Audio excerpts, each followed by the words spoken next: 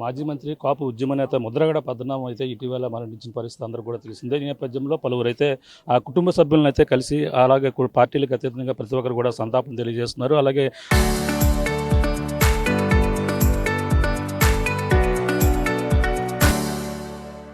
ఆ టీడీపీ నేతలు కావచ్చు, అలాగే మొత్తం సంబంధించిన నాయకులందరూ కూడా వచ్చి ఆయన అయితే పార్టీలకు అతీతంగా కూడా సందర్శిస్తే నివాళులు అర్పించినటువంటి పరిస్థితి ప్రధానంగా ఉంది.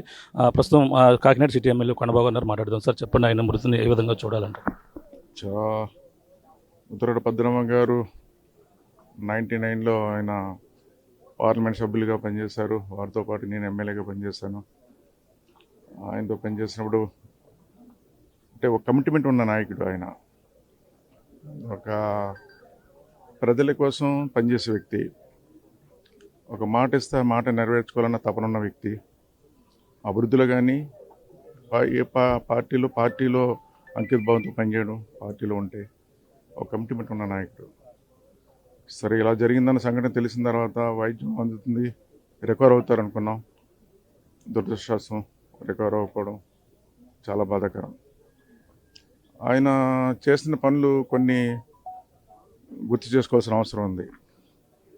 తన ఏదైనా ప్రజలకు మాట ఇచ్చిన వాగ్దానాలు ఏదో ఉంటే నెరవేర్చుకోవడం నిరంతరం తప్పించే వ్యక్తి.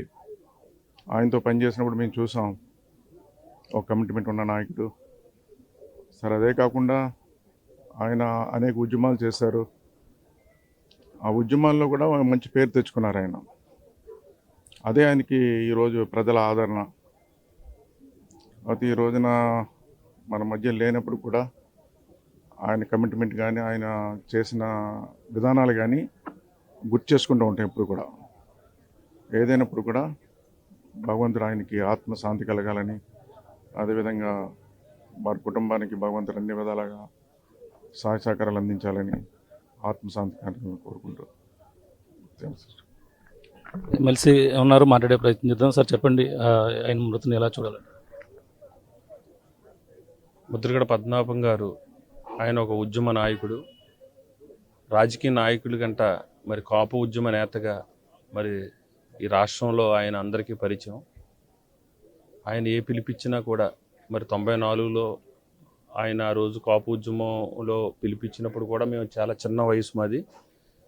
అప్పుడు కూడా మేము మరి ఆయన పిలుపు మేరకు ఈ ప్రాంతం రావటం, ఆయన ఏ పిలిపించినా మరి ఉద్యమంలో మేము పాల్గొన్నాం.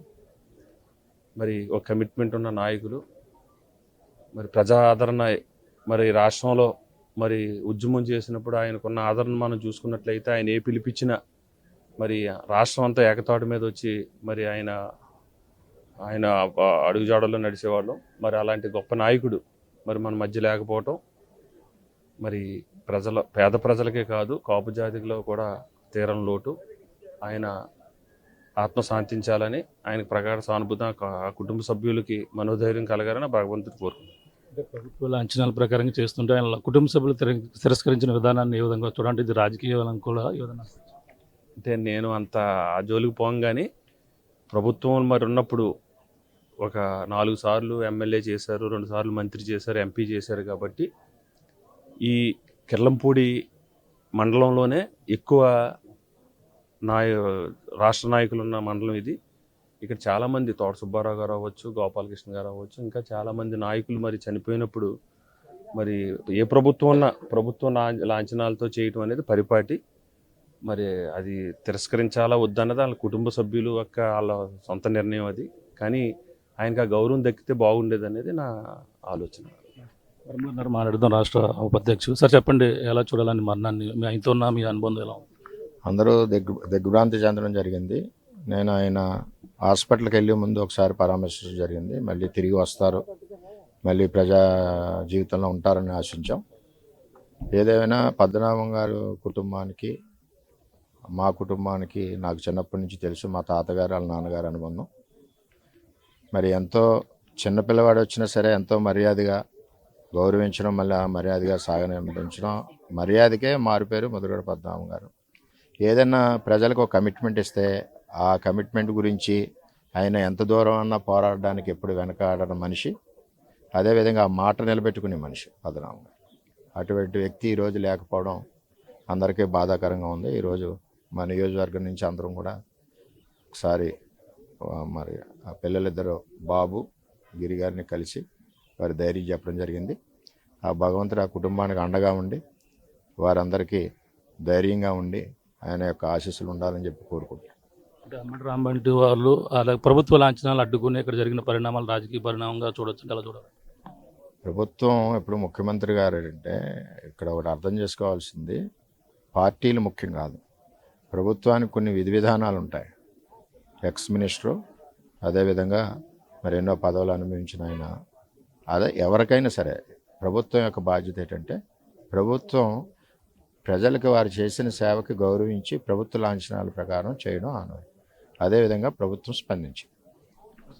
పరిస్థితి ప్రస్తుతం అయితే కుటుంబ సభ్యుల్ని, ముద్రగడ కుటుంబ సభ్యుల్ని, అలాగే పలువురు నాయకులు అయితే అప్పుడైతే పరామర్శిస్తున్నారు. అలాగే ప్రస్తుతం ఆయన ఏదైతే జరిగినటువంటి పరిణామాలు, ఆయన ఎంతో రాజకీయ నాయకుడు, ఎంతో సీనియర్ నాయకుడిగా గుర్తింపు పొందినటువంటి నాయకుడు కావడంతోనే అందరూ కూడా ప్రతి ఒక్కరు కూడా పార్టీలకు అతీతంగా వచ్చి ఆయన అయితే పరామర్శిస్తున్నటువంటి పరిస్థితి అలాగా ఉంది. అలా కుటుంబ సభ్యులకి ధైర్యాన్ని అయితే నింపుతున్నారు. ప్రధానంగా చూసుకుంటే ఈ రాజకీయ ఆయన ఎన్నో 2 సార్లు మంత్రిగా చేశారు, అలాగే 4 సార్లు ఎమ్మెల్యేగా చేసిన అనుభవం ఉంది. కాబట్టి ప్రభుత్వ లాంఛనాలను తిరస్కరించడం, అలాగే ఆ ప్రభుత్వం చేసిన విధానాన్ని ఆ వైసీపీ రాజకీయ కోణంలో తిరస్కరించడం సరైనది కాదంటూ కూడా కూటమి నాయకులు అయితే చెప్తున్న పరిస్థితి ప్రధానంగా ఉంది. ఇప్పుడు ఏదైతే కూటమి నాయకులు, అలాగే కాకినాడ సిటీ ఎమ్మెల్యే కొండబాబుతో పాటు, అలాగే టీడీపీ రాష్ట్ర ఉపాధ్యక్షులు ఎవరైతే ఉన్నారో మాజీ ఎమ్మెల్యే వరంతో పాటు ఎమ్మెల్సీ పేరాపతులు రాజశేఖర్ కూడా కలిసి కుటుంబానికి, ముద్రగడ కుటుంబానికి అయితే కలిసి అలాగైతే ధైర్యాన్ని నింపుతున్నటువంటి పరిస్థితి ప్రధానంగా ఉందని చెప్పాలి. ఇది తాజా పరిస్థితి. కెమెరాలతో ప్రకాష్ RTV, కెర్లంపూడి.